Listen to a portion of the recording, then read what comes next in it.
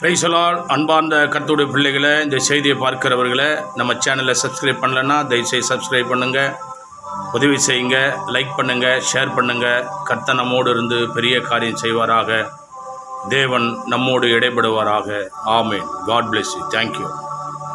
ஆண்டவரும் உலக இரட்சகருமான இயேசு கிறிஸ்து திருநாமம் மகிமைப்படும்படி இந்த நாளிலும் கூட கூடி வந்த ஒவ்வொருவரையும், நம்ம செய்தியை பார்த்து கொண்டிருக்கிற ஒவ்வொரு ஆண்டவருடைய பிள்ளைகளுக்கும் கர்த்தருடைய கிருபையினால் AVL TK music YouTube channel பார்த்து கொண்டிருக்கிற அன்பு உள்ளங்களுக்கும் கர்த்தர் உங்களை ஆசீர்வதித்து உங்க துக்கத்தை தேவன் சந்தோஷமா மாற்றுவாராக.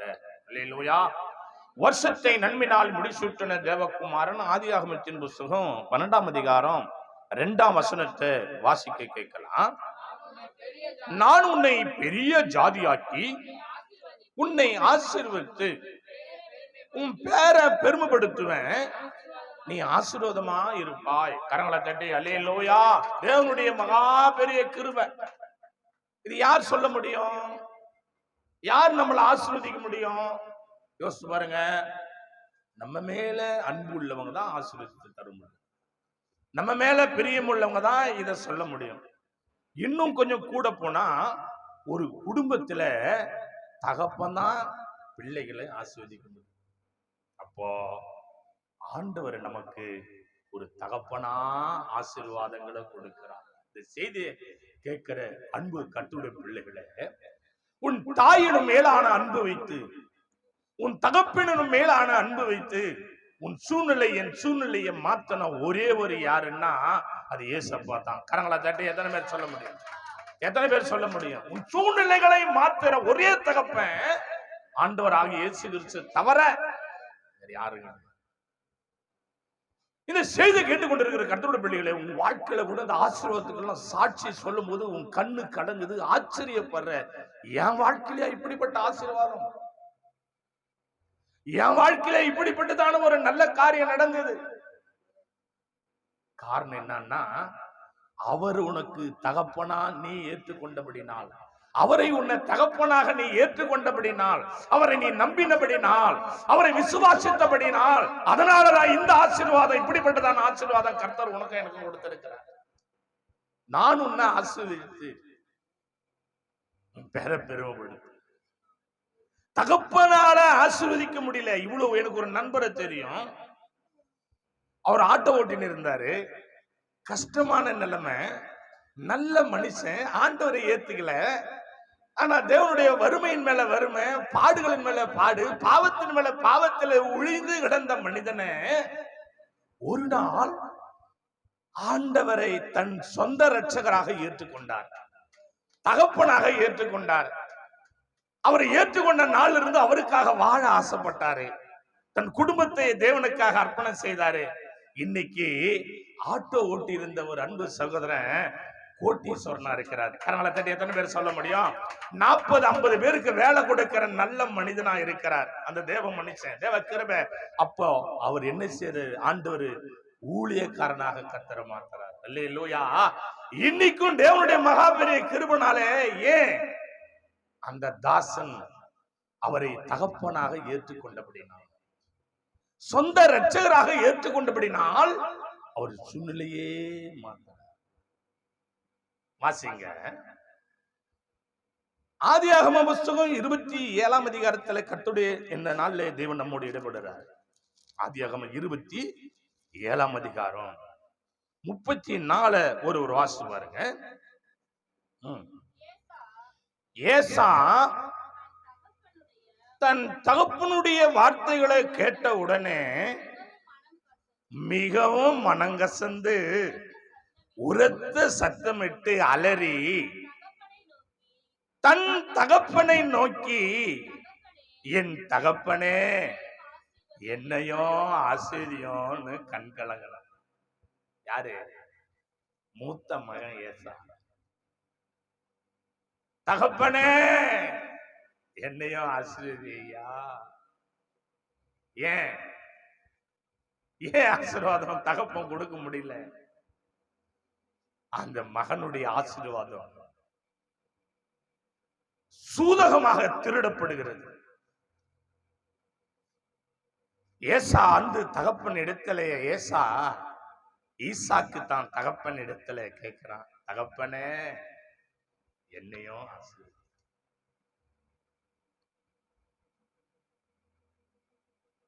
கண்ணீர் தான் உணவானதோ,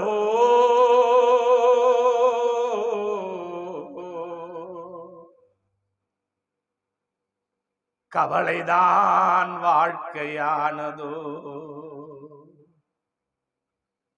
கலங்காத சகோதரனே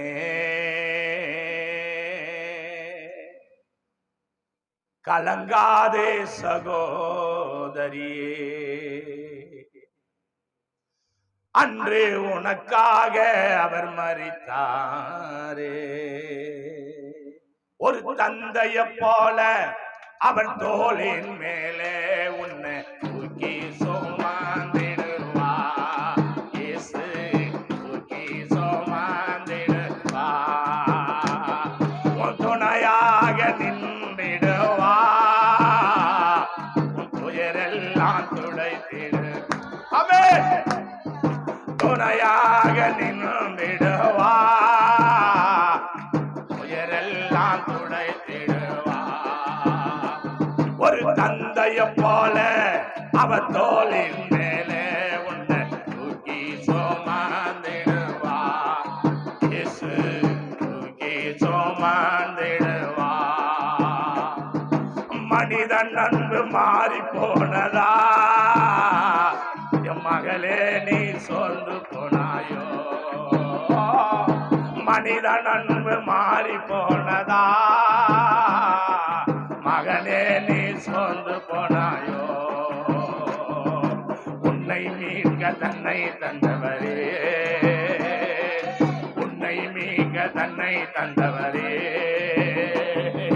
உண்மை அன்பு மாறாதது, அவர் உண்மை அன்பு மாறாதது, அவர் உண்மை அன்பு மாறாதது, அவர் உண்மை அன்பு மாறாதது. ஒரு தந்தைய போல அவர் தோளின் மேலே உன்னை தூக்கி சுமந்திடுவா. இயேசு தூக்கி சுமந்திடுவா. எனக்கு அன்பான தேவ பிள்ளைகளை, உன் தகப்பன் உன்னை ஆசீர்வதிக்காம போயிடலாம், பரவாயில்ல. உன் தாய் கூட உன்னை ஆசீர்வதிக்காம போயிடலாம், பரவாயில்ல. ஆனால் ஆண்டவர் உன்னை ஆசீர்வதித்து உன் பேரை பெருமைப்படுத்தி உன்னை உயர்ந்த ஸ்தானத்தில் வைக்கிற தேவன். உன் ஆசீர்வாதம் திருடு போயிடுச்சா? உன் ஆசீர்வாதம் கழு போயிடுச்சா? உன்னை ஏமாத்துறாங்களா? சொத்து சுகத்துல எங்க அப்பா என்னை ஏமாத்திட்டாரு. என் தகப்பனே என்னையும் ஆசீர்வதி. ஏன்? அவருக்கு கிடைக்க வேண்டிய ஆசீர்வாதம் அங்க என்ன நடக்குது? குடும்பத்துல குழப்பம் நடக்குது. வாசி பாருங்க என் கூட 27 அதிகாரம் 27 1 முதல் 4 வரை முதல்ல வாசிங்க. ஈசாக்கு முதிர் வயதானதினால் அவன் கண்கள் இருளடைந்தது. பார்வையற்று போன போது அவன் தன் மூத்த குமாரனாக ஏசாவை அழைத்து, என் மகனே என்றான். அவன் இதோ இருக்கிறேன் என்றான். அப்பொழுது அவன் தன் முதிர் வயதினால் என் மரணம் என்ன நாளில் என்று அறியேன்.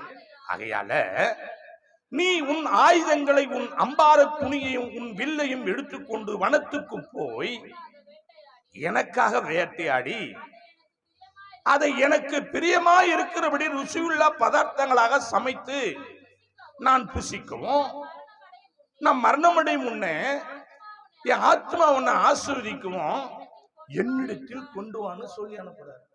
யாருக்கு சொல்றாரு? மூத்த மகனாகிய ஏசாவுக்கு சொல்றாரு. இவர் என்ன செய்யறாரு? உடனே அப்பாவுக்கு கண்ணு தெரியல, வயசாயிடுச்சு. கடவுளுடைய கிருபையினால தகப்பன் ஆசீர்வாதம் எவ்வளவு பெரிய விலையேற பெற்றது தெரியுமா? தகப்பன் மனதார ஒருத்தர் ஆசீர்வதிச்சா அந்த ஆசீர்வாதம் அப்படியே பலிக்கும். தகப்பன் அதை தாண்ட சொன்னாரு, உன் தகப்பனையும் தாயும் கனம் பண்ணுவாயா. உன் தகப்பனின் தாயும் கனமன்னவையாக. இப்ப இவர் யாருடன்னா கடவுளுடைய கிருபையால ஆபிரகாமை பெற்றெடுத்து வேத புதல்வன், ஒரே பேரானவன், வரமிருந்து பெற்றெடுத்த ஒரே புதல்வன் ஈசாக்கு. ஈசாக்குக்கு பிறந்த மகன் ஏசா. ஏசாவும் யாக்கோபும் அண்ணன் தம்பி. இப்ப முதிர் வயதாச்சு, இவர் கண்ணு தெரியல, கூப்பிடுற, அப்பா எனக்கு நீ இத்தனை வயசுல துன்பப்படுத்தினியோ சந்தோஷப்படுத்தினியோ, என் சொல்ல கேட்டியோ கேட்கலையோ மீறினியோ என்னவோ எனக்கு தெரியல. ஆனா என் மனசு குளிரணும், அப்படி என்ன செய்ய, நான் நினைச்சு ருசியான சாப்பாடு எனக்கு கொடுத்து நான் சாப்பிட்டு உன் மேல எல்லா துக்கத்தையும் மறந்து உன்னை ஆஸ்வதிக்கணும். ருசியுள்ள பதார்த்தத்தை நீ எனக்கு செஞ்சு கொண்டு வா அப்படின்னு சொல்லி மிருகங்களை வேட்டையாட இவர் ஓடி ஆசீர்வாதம் பெறணுமே அப்படின்னு அப்பா சொன்ன சொல்ல என்ன பண்றாரு, தப்பாம கீழ்படுகிறார். தகப்பன் சொல்றதை என்ன பண்ணணும், தகப்பன் சொன்னது என்ன பண்ணணும், கீழ்படினோம். நம்ம எல்லாருக்கும் ஒரு தகப்பன் உண்டு, எல்லாருக்கும் ஒரு தாய் உண்டு. அப்பா சொல்றதை கேட்கணுமா கேட்க கூடாதா, அம்மா சொல்றதை கேட்கணுமா கேட்க கூடாதா, கேட்கறது இல்லை. சிலர் கேட்கலன்னா ஒண்ணும் பண்ண முடியாது. அல்லேலூயா. இப்போ அந்த குடும்பத்துல ஒரு வஞ்சகம் நடக்குது. ஒரு குடும்பத்துல என்ன நடக்குது, வஞ்சனை நடக்குது. நம்ம குடும்பத்தோட பாத்தீங்கன்னா சர்ச்சுக்கு போவோம், ஆராதனை பண்ணுவோம், காசு இருக்கு நம்ம கையில, ஒளிச்சு வைப்போம், யாராவது எடுத்துக்கு போறாங்க. ஏன், வீட்டுக்குள்ளே சில ஆள் இருக்கிறாங்க. அல்லேலூயா. எங்க வச்சாலும் எடுத்துறோம். துணிகளை வச்சு பார்ப்போம், உண்டிகையை வச்சு பார்ப்போம், கடுட்ட போல போட்டு பூட்டி வச்சு பார்ப்போம், எங்க வச்சு பார்ப்போம். ஆனா வீட்டுல இருக்கிற ஆளே சரியில்லை. அல்லேலூயா. நம்ம ஆசீர்வாதத்தை திருடுறதுக்கு பார்த்துனே இது சிலது. அது போலதான் இந்த குடும்பத்துல நடக்குது. வாசிங்க 27:5 முதல் 8 வரை. ஈசாக்கு தன் குமாரனாக யாசாவோட பேசுகையில் ரெபேக்கா கேட்டுக்கொண்டிருந்தா. ஏசா வேட்டையாடி கொண்டு வரும்படி வனத்துக்கு போனான். அப்பொழுது ரெபேக்காள் தன் குமாரனாக யாக்கோபன் நோக்கி, உன் தகப்பன் உன் சகோதரனாக ஏசாவை அழைச்சி, நான் புசித்து எனக்கு மரணம் வரும் முன்ன கர்த்தரை முன்னிட்டு உன் ஆஸ்வதிக்கும்படி நீ எனக்காக வேட்டையாடி அதை எனக்கு ருசியுள்ள பதார்த்தங்களாக சமைத்து கொண்டு வா என்று சொல்ல கேட்டேன். ஆகையால என் மகனே, என் சொல்ல கேட்டு நான் உனக்கு சொல்றபடி செய்யின்னு இங்க ஒரு சூதகமான ஒரு சம்பவம் நடக்குது. ரெபேக்கா யாரு? ரெபேக்கா யாரு? ஈசாக்குடைய மனைவி. அந்த அம்மா என்ன சொல்லுது, ஏசாவை கூப்பிடுது. ஏசாவை கூப்பிட்டு, டேய் உங்க ஒப்பங்கிறான எங்க வீட்டுக்காரன்னு சொல்லல, அது அப்படித்தானே போட்டுக்குது பைபிள்ல. அல்லேலூயா. உங்க ஒப்பங்கிறான கோபம். அங்க என்ன வருது, தேடி கண்டுபிடிச்ச பொண்டாட்டி தான். அங்க என்ன நடக்குது, எங்க வீட்டுக்காரர் அப்படி சொன்னார்னு சொல்ல, உங்க ஒப்பன் சொல்றான்டா இந்த மாதிரியா, அந்த புள்ளிக்கு மட்டும் சொத்து எழுதி வைக்க போனாண்டியா, நான் விட்டுவனான்னா. அந்த குடும்பத்துல என்ன இல்ல, சமாதானம் இல்ல, ஒத்துமை இல்ல. சமாதானம் இல்லாத இடத்துல தேவ கிருபைனால எப்படி இருக்குன்னு யோசிச்சு பாருங்க. மூத்த மகனுக்கு தான் ஆசீர்வாதம். இது வழக்கு. இது தேவனுடைய மகா பெரிய கிருபைனால சொல்லப்பட்டது. அப்படி இருக்கும்போது யாக்கோபை கூப்பிட்டு அவங்க அம்மா சொல்றது, உங்க ஒப்பம் பேச்செல்லாம் கேட்காத, நான் சொல்றத கேளு. பட்டிச்சு சொல்றத கேட்டு ஏன்னா உருப்பிட்ட நாளுக்குதா? யோசிச்சு பாருங்க. பிள்ளைகளை ஒன்ன மாத்திரம் தெரிஞ்சு கொள்ளுங்க, தகப்பனாகிய ஆண்டவரோட வார்த்தைக்கு யார் ஒருவர் கீழ்ப்படிலையோ வாழ்க்கை கேள்விக்குறியா மாறும். இந்த அம்மா சொல்லுது, ஒப்பா பேச்செல்லாம் கேட்காத, நான் சொல்றது கேளு. ஒரு புது மாதிரியான ஐடியா கொடுக்குது. அல்லேலூயா. புது ஐடியா, புதுசா. நான் சொல்றது கேட்டீனா உங்க ஒப்பனை பத்தி எனக்கு தெரியும். ஒப்பா என்ன சாப்பிடுவாரு, எதை சாப்பிடுவாரு, எதை சாப்பிட மாட்டாரு எனக்கு தெரியும். அதை பத்தி நீ கவலைப்படாத. என் ஒப்பனா கூட இத்தனை வருஷம் நான் வாழ்ந்துக்கிறேன். அந்த ஆளை பத்தி எனக்கு தெரியும். நீ பயப்படாத. நான் இருக்கிறவனுக்கு சொன்ன குறுக்கு புத்தியில போது சில கதை. நல்லா இருக்குமா? இன்னைக்கு கூட எத்தனையோ குடும்பத்துல இப்படிப்பட்ட சம்பவங்கள் நடந்து கொண்டு இருக்கு. என் அன்பு கர்த்தருடைய பிள்ளைகளை, அங்க என்ன அநீதி நடக்குது? மூத்த மகனுக்கு வாசிக்கலாம். 9 வாசிச்சு பாருங்க. அந்த அம்மா சொல்லுது, நீ ஆட்டு மந்தைக்கு போய் 2 நல்ல வெள்ளாட்டு குட்டியே கொண்டு வா. நான் அவைகளை உன் தகப்பனுக்கு பிரியமானபடி ருசி உள்ள பதார்த்தமா நான் செய்யறையோ. என்னுடைய சாப்பாட்டுக்கு அவன் கீழ்படிஞ்சாலி இருந்தாலே எல்லாம் சொல்லுவாங்க, எங்க வீட்டுக்காரி என் சாப்பாடு தான் நல்லா இருக்குதுன்னு சொல்லுவாங்களா சொல்ல மாட்டாங்களா? என் பொண்டாட்டி கை பக்குவம் மாதிரி வராது. இப்படி சொல்லித்தான் ஒருத்தன் உயிர்ந்தான். எங்க ஏதியன் தோட்டத்துல உயிர்ந்தானா இல்லையா? சொல்லுவாங்க, ஐயோ என் பொண்டாட்டி கையால தான் நான் சாப்பிடுவேன், அது அவ்வளோ ருசியா இருக்கும் பாரு அப்படி சொல்லுவாரு. இப்ப அதுவே அவருக்கு ஆபத்தா மாறுது. அதுவே ஆபத்தா மாறி இப்ப என்ன நடக்குது? கடவுளுடைய கிருபைனால இப்போ ஒப்பா எப்படி ருசியா சாப்பிடுவார்னு எனக்கு தான் தெரியும். ஏன்னா இத்தனை வருஷமா நான் தான் செஞ்சு கொடுக்குறேன். நீ என்ன பண்ண? ஆட்டு மந்திக்கு போய் கடாவை பிடிக்காத, நல்ல வளர்ந்த ஆட்டை பிடிக்காத, 2 வெள்ளாட்டு குட்டியை பிடிச்சுன்னு. குட்டி கறி நல்லா சுவையா இருக்கும். என்ன இருக்கும்? வயசாயிடுச்சு, பல்லெல்லாம் ஒரு கச்சக்கச்சான இருக்கும். நான் அதை சமைச்சு பக்கவா இளம் ஆட்டுக்குட்டி கறி மெது மெல்ல அப்படியே நல்லா சாப்பிடுவாரு. நான் செய்யறேன். யார் சொல்றது? ஒருத்தன் ஓடிக்கிறான், காட்டுக்கு ஓடிக்கிறான். அப்பா ருசியான ஆட்டையோ ஏதோ மாட்டையோ அடிச்சு கொண்டு வரலான்னு ஓடிக்கிறான். ஏசா அதுக்குள்ள வீட்டுக்குள்ள ஒரு சூதகமான சம்பவம் நடக்குது. இந்த செய்தியை கேட்கிற கர்த்தருடைய பிள்ளைகளே, ஒரு குடும்பத்துல 2 விதமான எண்ணம் உள்ளவர்கள் வாழக்கூடாது. நீ பெத்த பிள்ளைங்க தானே, உன் கணவன் தானே, உன் மனைவி தானே, ஏன் இப்படிப்பட்டதான ஆக்ரோஷமான எண்ணங்களினால் நீ குடும்பத்துல வாழ்ந்து கொண்டிருக்க? இந்த செய்தி கேட்கிற கர்த்தருடைய பிள்ளைகள், இந்த செய்தி கேட்கிற கர்த்தருடைய பிள்ளைகளை, ஒரு மனம் இல்லைன்னா இந்த விடுதலை ஒரு மனம் வேணும். இப்ப என்ன நடக்குது வாசிங்க. 27:15 முதல் 19 வரை. பின்பு ரெபெக்காள்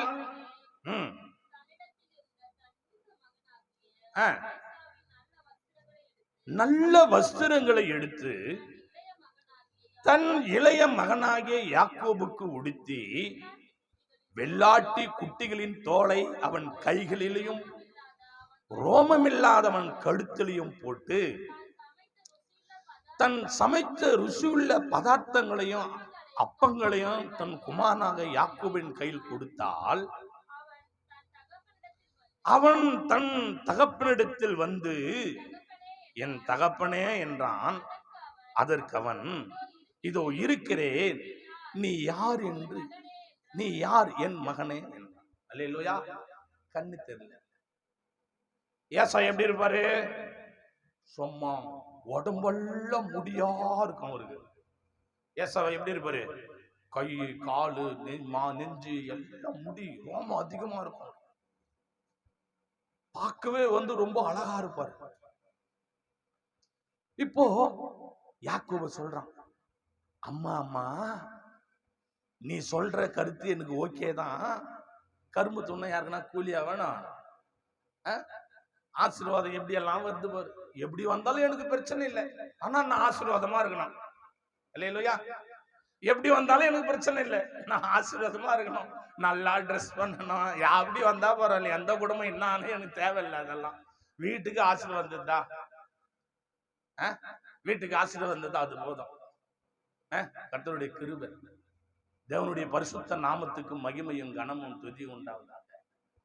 யாக்கோபு சொல்றான், அம்மா அம்மா அண்ணனை முடியெல்லாம் இருக்கும் அவருக்கு, அப்பா கண்ணு தெரியாதவரு என்ன கை காலெல்லாம் தடவி பார்த்து எனக்கு முடிக்கிட்டி எல்லாம் இல்லைன்னு சொல்லி ஆசீர்வாதம் பண்ண வந்து என்ன சாபம் வந்துட்டா நான் என்ன பண்றதுன்னா, அடப்போடா உனக்கு நான் ஐடியா சொல்றேன், தப்பு தப்பு ஐடியாவை சொல்லுவேன் நானு.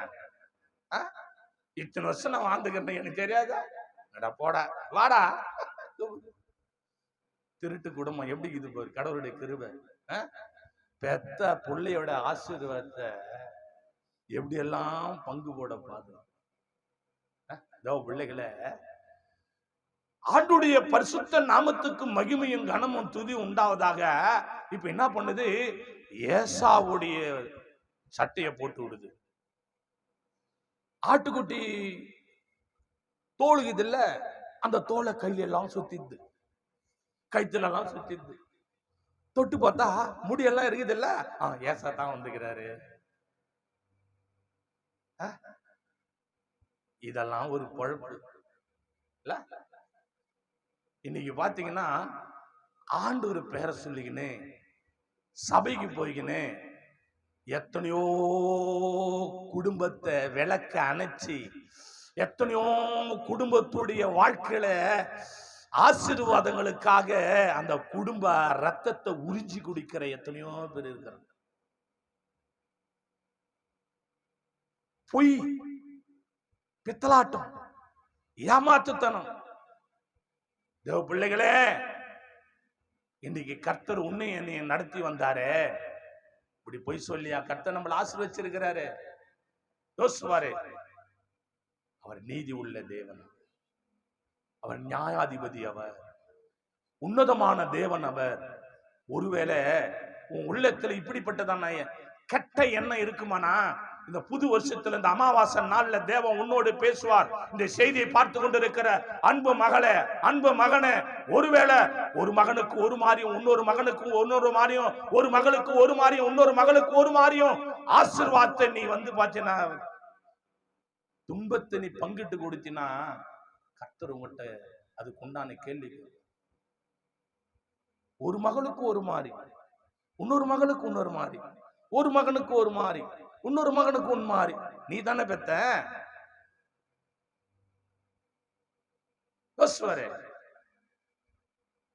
இப்படி சூழ்ச்சியம் பண்ணி அந்த யாக்கோபு அனுப்புறாங்க. வாசிக்கலாம் 30-32.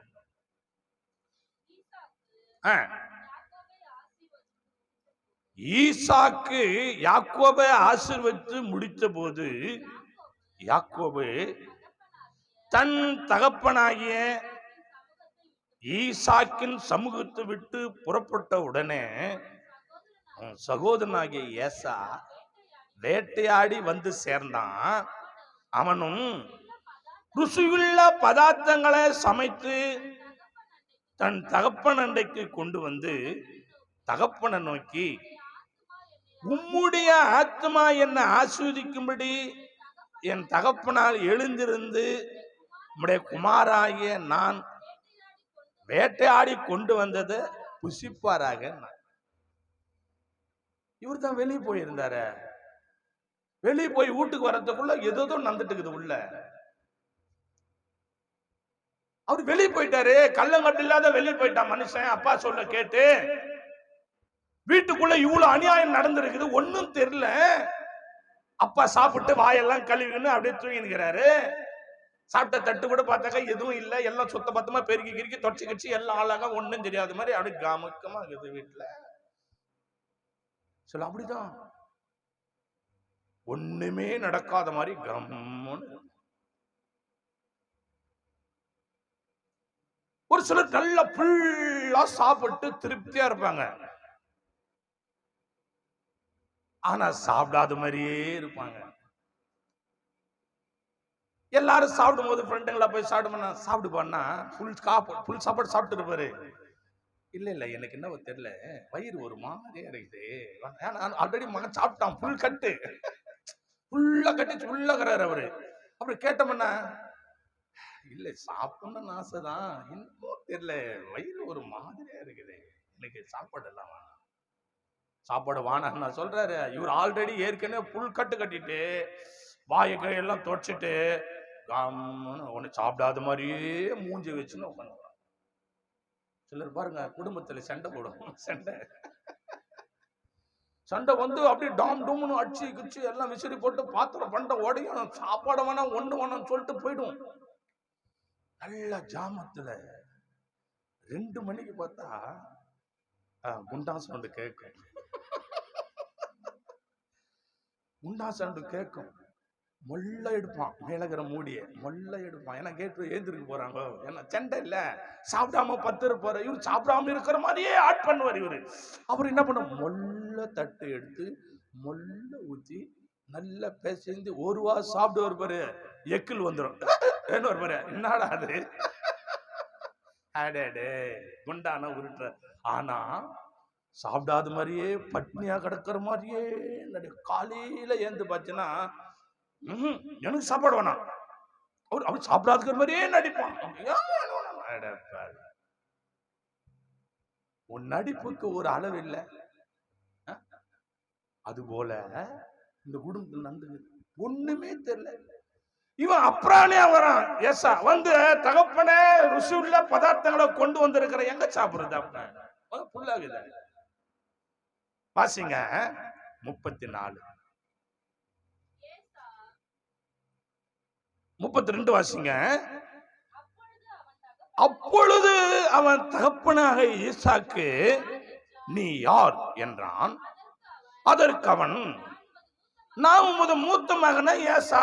கபலம் இல்லாத சொல்றான், என்னப்பா தெரியல என்ன, நான் ஏசாப்பா உன் மூத்த பையன், நான் தான் உன்னை முத அப்பான்னு கூப்பிட்டேன், நீ என்ன முத மகனேன்னு என்னதான் நீ கூப்பிட்ட, நான் தான் உன் மகன் ஏசா வந்திருக்கிறேன்பா, என்ன போய் யாருன்னு கேக்குற, என்னப்பா.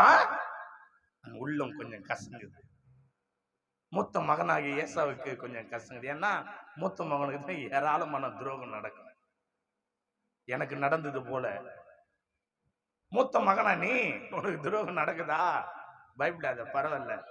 உன் தாய் உனக்கு துரோகம் பண்ணாலும், உன் தகப்பன் உனக்கு துரோகம் பண்ணாலும், இயேசு என்ற தகப்பன் ஒருபோதும் உனக்கு துரோகம் பண்ண மாட்டான். ஆண்டவர் உனக்கு துரோகம் ஒருபோதும் பண்ண மாட்டார். இப்ப கொஞ்சம் கசங்குது, என்ன அப்பா என்ன யாருன்னு கேக்குறாரு, என்ன ஆச்சு, அப்படி ஒரு கசக்கம். வாசிங்க 34 வாசிங்க. ஏசா தன் தகப்பனுடைய வார்த்தைகளை கேட்ட உடனே மிகவும் மனங்கசந்து உரத்த சத்தமிட்டு அலறி தன் தகப்பனை நோக்கி, என் தகப்பனே என்னையும் ஆசை பரத்துக்கேறும் படிகள் போலவே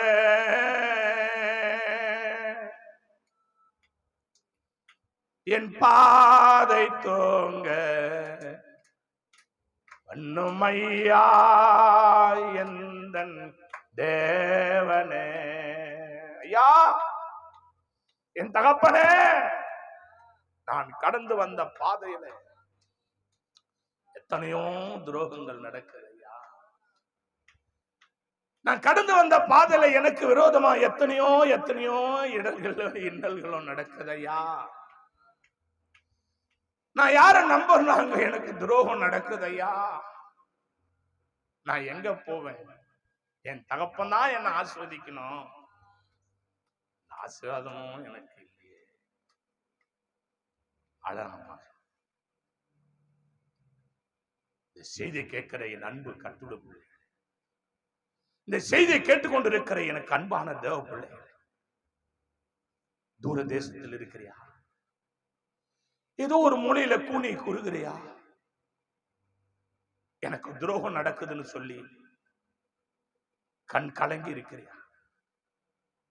பயப்படாத, பயப்படாத.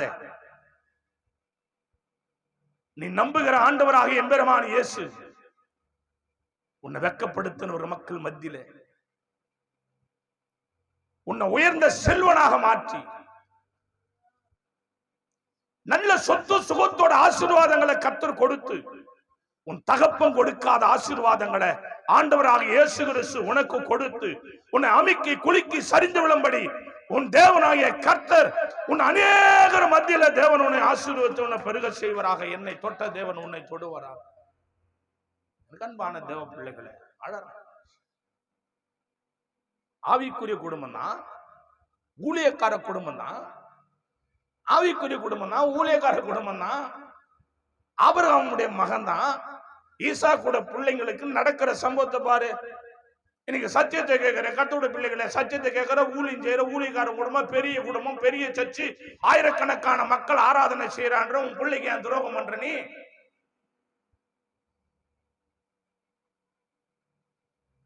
வாஸ்து பாருங்க தேவ பிள்ளைகளை. சங்கீதக்காரர் சொல்லுகிறார், சங்கீதக்காரர் சொல்லுகிறார் 27ஆம் சங்கீதத்துல, சங்கீத புஸ்தகம் 27:10 ஒரு வாஸ்து பாருங்க. என் தகப்பனும் என் தாயும் என்னை கைவிட்டாலும் கர்த்தர் என்னை சேர்த்துக் கொள்வார். கரங்களை தட்டி தேவ சமூகத்துல ஹல்லேலூயா, ஹல்லேலூயா. உன் தகப்பனும் தாயும் உன்னை கைவிடலாம், ஆனால் உன்னை நேசிக்கிற என் எம்பெருமான் இயேசு ஒருபோதும் கைவிட மாட்டார். அவர் மேலே நீ நம்பிக்கையா இருக்கும் போது, என் அன்பான தேவ பிள்ளைகளே, இந்த பூமியில் இருக்கிற தாயோட அன்பு, தகப்பனோட அன்பு மாறி போகலாம், ஆனால் ஆண்டவருடைய அன்பு ஒருபோதும் மாறாது. உன் தாய் கொடுக்க முடியாத ஆசீர்வாதம், உன் தகப்பன் கொடுக்க முடியாத ஆசீர்வாதத்தை ஆண்டவர் உனக்கு கொடுத்து உன்னை அழகு பார்ப்பார் அவர். ஆமா, வாசித்து பாருங்க. அதே சங்கீதம் 103ஆம் சங்கீதம் 13ஆம் வசனத்துல கர்த்தருடைய வார்த்தை இப்படியா சொல்லப்படுகிறது. சங்கீத புஸ்தகம் 103ஆம் சங்கீதத்திலே, தகப்பன் தன் பிள்ளைகளுக்கு இறங்குகிறது போல கர்த்தர் தமக்கு பயந்தவர்களுக்கு இறங்குகிறார். அல்லேலூயா. தகப்பன் யாருக்கு இறங்குறாரு? கடவுளுக்கு பயப்படுறவங்களுக்கு தேவன் இரக்கம் காட்டுகிறவர். தகப்பன் தன் பிள்ளைகளுக்கு இறங்குகிறது போல கர்த்தர் தமக்கு பயந்தவர்களுக்கு இறங்குகிறார்.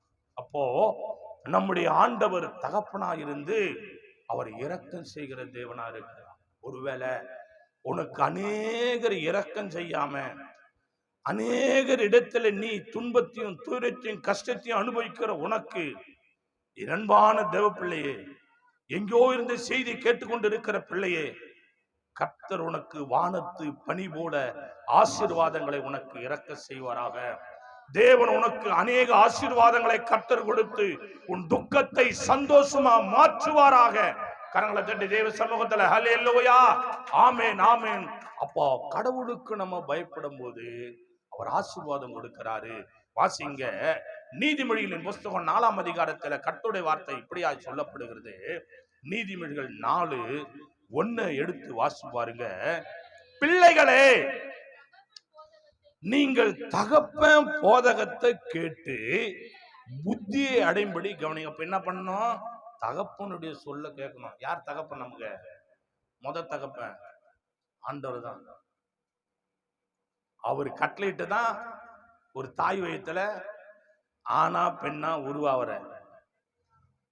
அவர் இல்லாம ஒண்ணும் கிடையாது.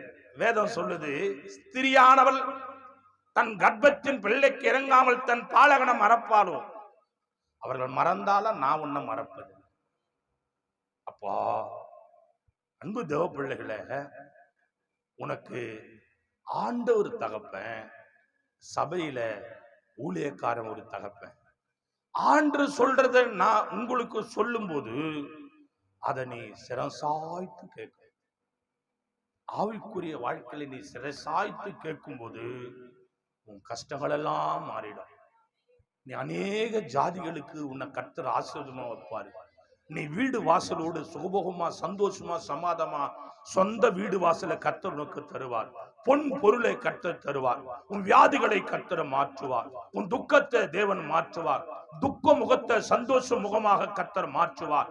வளர்ச்சி இல்லாத உன் சரீரங்களை கர்த்தர் வளர்ச்சி அடைய செய்வார். தேவனுடைய கிருபை பட்டு போனதை தேவன் துளிர செய்வார். எப்ப தெரியுமா? தகப்பனுடைய போதகத்துக்கு நீ கீழ்ப்படியும். பிள்ளைங்களே, அந்த தகப்பனை ஒரே ஒரு நாள் கூட ஆராதனையில நான் பார்க்காம இருந்ததே கிடையாது. ரட்சிக்கப்பட்ட நாள்ல இருந்து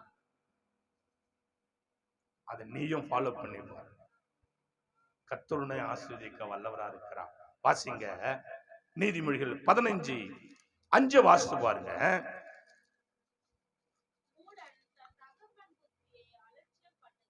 பாருங்க, மூடன் தன் தகப்பன் புத்தியை அசட்ட பண்ணுகிறான், கழிந்து கொண்டதலை கவனித்து நடக்கிறவனு விவேகி. அப்போ மூடன் கெட்டு போறதுங்க ஆண்டவரையும் குற்றப்படுத்தும், ஊழியக்காரையும் குற்றப்படுத்தும். அது கெட்டு போகுதுன்னு அர்த்தம், அது ஓடி போகுதுன்னு அர்த்தம், அது நிலைக்காதுன்னு அர்த்தம், அது எங்க சுகபோகமா வாழப்போகுதுன்னு அர்த்தம், அது ஏதோ விரும்புந்த செய்ய போகுதுன்னு அர்த்தம். அப்போ மூடன், அப்போ தேவனுடைய கிருபைனால பார்த்தீங்கன்னா அது மூடத்தனமா இருக்கிறதுனால அது சபையிலேயே கோல் சொல்லும், கலகம் பண்ணும், பிரிவினை உண்டாக்கும், பொய் சொல்லும், பித்தலாட்டம் பண்ணும், ஏமாத்தம் பண்ணும். ஆனா அதுங்களை கர்த்தர் எப்படி ஆசீர்வதிப்பாரு? மூடன் தன் தகப்பன் புத்தியை அலட்சியம் பண்றான். அலட்சியமா சில சபையில சில அநேக இடத்துல அலட்சியமா பாக்குறது, ஊழியக்காரனா அலட்சியமா பாக்குறது, ஊழியக்காரனா அலட்சியமா ஆசீர்வாதம் வராது. நீ பாக்குற மாதிரி நான் பார்க்க மாட்டேன், நீ பாக்குற மாதிரி அவர் பார்க்க மாட்டாரு. அலட்சியமா பாத்தீங்கன்னா ஆசீர்வாதம் எப்படி வரும்? யோசிச்சு பாரு. கர்த்தருடைய கிருபை மூடன் தகப்பனை அலட்சியம். வாசித்து பாருங்க. கர்த்தருடைய கிருபை கடைசியா லூக்கா எழுதின சுவிசேஷ புத்தகத்தை வாசித்து நம்ம தேவ சமூகத்துல கடந்து போகலாம். 15ஆம் அதிகாரம் லூக்கா சுவிசேஷம் 15ஆம் அதிகாரம் 19 முதல் 24 வரை வாசிக்கலாம்.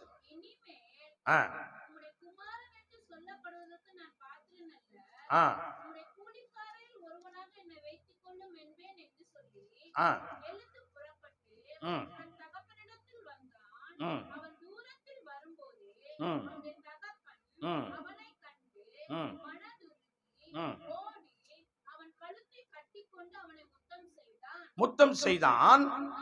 குமாரன் தகப்பனை நோக்கி, தகப்பனே, பரத்துக்கு விரோதமாக உமக்கு முன்பாக பாவம் செய்தேன், இனிமேல் உம்முடைய குமாரன் என்று சொல்வதற்கு நான் பாத்திரன் அல்ல என்று சொன்னான்.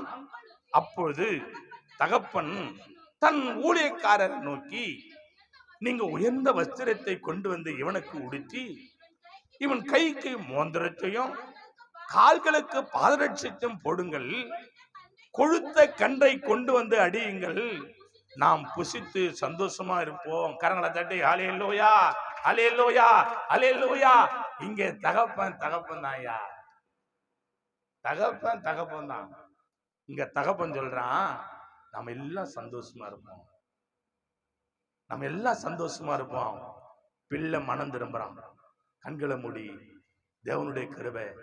இங்கே மகன் மனம் திரும்புறான். என் அன்பு கர்த்தருடைய பிள்ளைகளை, அங்கே தாய் மனம் திரும்பல, அங்கே ஒரு சகோதரன் மனம் திரும்பல. என் அன்பு கர்த்தருடைய பிள்ளைகளை, தேவனுடைய கிருபைனால எல்லாம் முழங்கால் படிடுவோம். தேவ சமூகத்துல புது வருஷத்துல இந்த அமாவாசை வேலையில இன்னும் வருஷத்தை கடந்து போய் கொண்டு இருக்குதே தவிர நீ இன்னும் மனம் மாறலையா? மனம் மாறு. என்ன சொல்றா? ஐயா, அப்பா, உனக்கு விரோதமாகும், சபைக்கு தகப்பனுக்கு விரோதமா நான் எத்தனையோ பாவம் செய்திருக்கிறேன் ஆண்டவரே. ஓ ஆவியானவரே, இந்த ஒரு விஷயம் என்ன மன்னிப்பீராக. தகப்பன் எப்போது உண்மையில் பிரியமா இருக்கிறார். இவனுக்கு உயர்ந்த வஸ்திரத்தை கொடுங்க, இவன் கைக்கு மோந்திரங்களை கொடுங்க, இவனுக்கு நல்ல உன்னதமான ஆகாரங்களை கொடுங்க, வாங்க நம்ம சந்தோஷப்படுவோம். தேவன் நம் தகப்பன் நம்மளை அணைக்கிறவராய் இருக்கிறார், நம் தகப்பன் நம்மளை ஆசீர்வதிக்கிறவராய் இருக்கிறார். ஓ தகப்பன் நம்மளை உயர்த்துகிறவராய் இருக்கிறார். தகப்பன் நல்லவர் அவர், நல்லவர் அவர். ஊராபாலாதாரானாக்காரா கட்ட குமார நானும் துஷ்டரோடு கோடி கொண்டு இஷ்டப்படி ஓடினேன் ஐயா, வாழ்வில் கஷ்டப்பட்டு வாடினேன் ஐயா, ஐயா கஷ்டப்பட்டு வாடினேன் ஐயா. கட்ட குமாரன் நானும் துஷ்டரோடு கோடி கொண்டு இஷ்டப்படி ஓடினேன் அம்மா, வாழ்வில் கஷ்டப்பட்டு வாடினேன் அம்மா, அம்மா கஷ்டப்பட்டு வாடினேன் அம்மா.